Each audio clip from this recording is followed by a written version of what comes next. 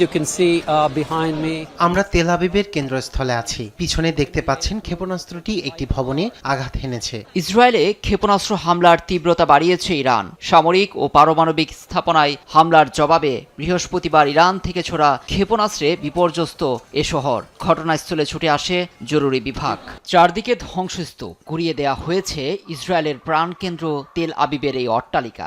আতঙ্কিত মানুষ কোনো মতে বেরিয়ে এসেছে, কেউ কেউ গুরুতর আহত। খামেনি প্রশাসন বলছে ইরানে হামলা বন্ধ হলেই কেবল এ লড়াই থামবে। ইসরায়েল শুরু করেছে, তাদেরকেই থামাতে হবে, নয়তো আরও কঠিন পরিণতির মুখে পড়বে নেতানিয়াহু, এমন হুঙ্কার দিয়েছেন ইরানের সর্বোচ্চ নেতা আয়াতুল্লাহ খামেনি।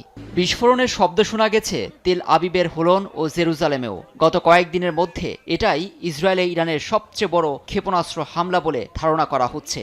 ইসরায়েলের এত গভীরে এমন হামলা চালাতে এর আগে দেখা যায়নি। এদিন ইসরায়েলের দক্ষিণাঞ্চলীয় শহর বেয়ারশেভায় আঘাত হানে ইরানের ক্ষেপণাস্ত্র। তেল আবিব জানিয়েছে সোরোকা হাসপাতালে এ হামলা হয়। বিশাল ধোঁয়ার কুণ্ডলী দেখা যায়, শোনা যায় আতঙ্কিত মানুষের চিৎকার। ছুটে যান ইসরায়েলের জাতীয় নিরাপত্তা মন্ত্রী বেন গাভির।